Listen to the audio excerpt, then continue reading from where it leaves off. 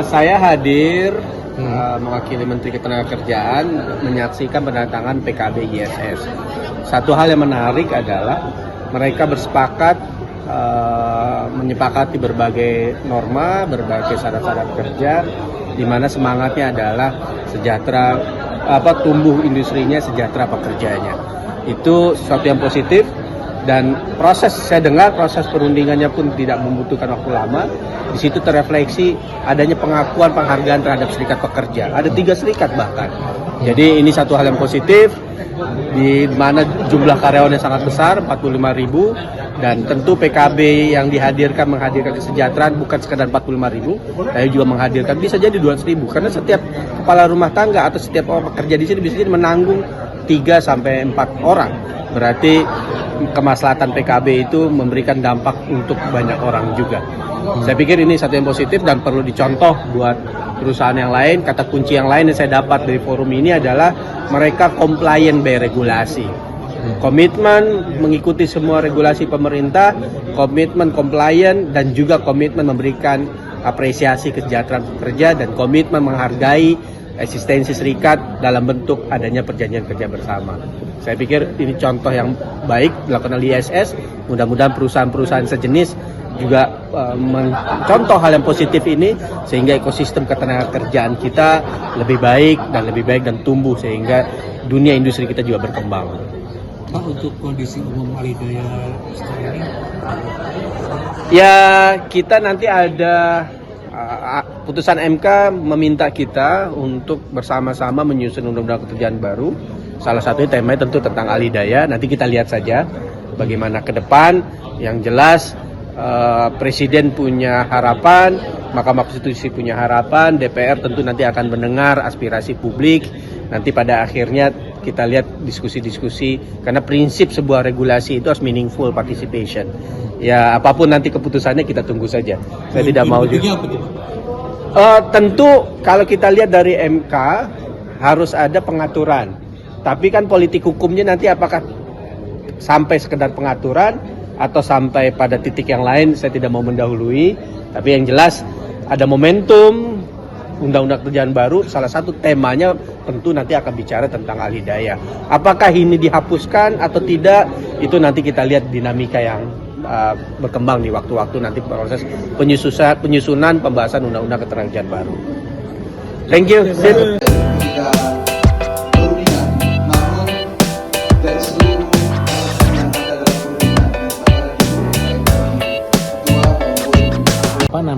Hubungan yang lebih proaktif dan transformatif sebenarnya. Jadi ini kerjasama antara manajemen dan serikat yang kali ini dalam PKB yang sekarang itu lebih baik lagi gitu. Apa poin-poin pentingnya Pak dari PKB ini? Ya, dibandingin periode sebelumnya gitu. Ya, tentunya kita periode yang sekarang ini menyesuaikan dengan perubahan-perubahan tertentu dari aturan tenaga kerja. Jadi itu yang kita sesuaikan, karena PKB yang lama itu masih mengacu pada undang-undang yang sebelumnya. Jadi sekarang kita adaptasi dengan undang-undang yang terakhir gitu ya.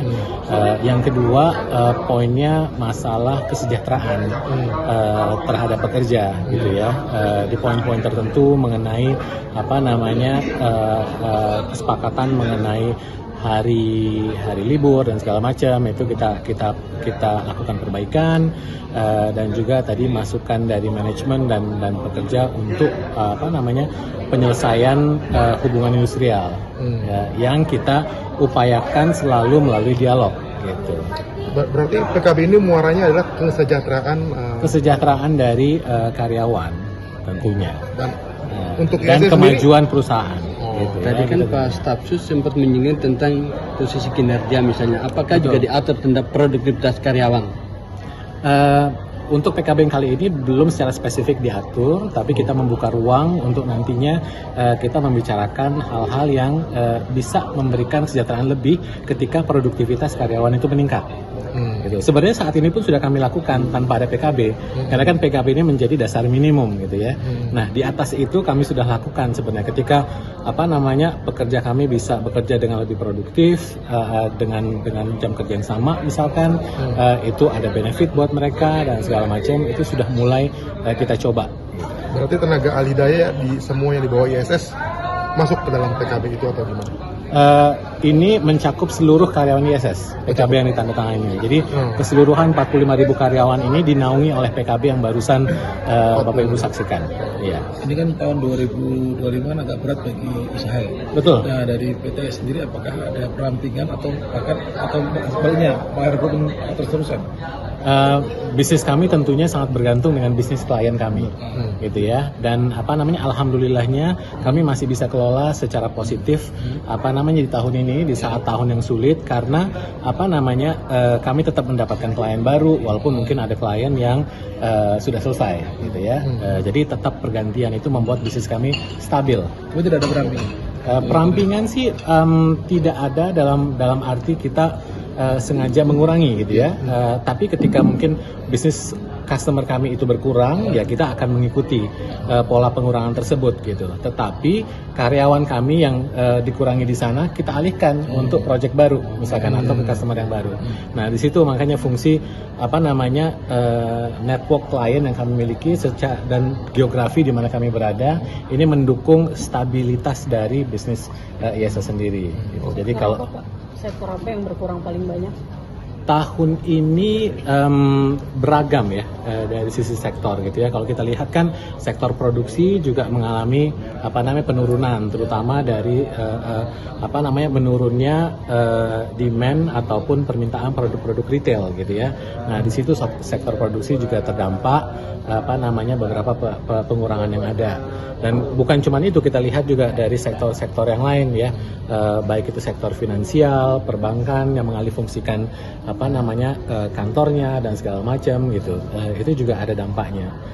Tapi menurut saya itu hal yang natural karena bisnis akan mencari model-model baru gitu untuk tetap bisa bertahan dan berkembang.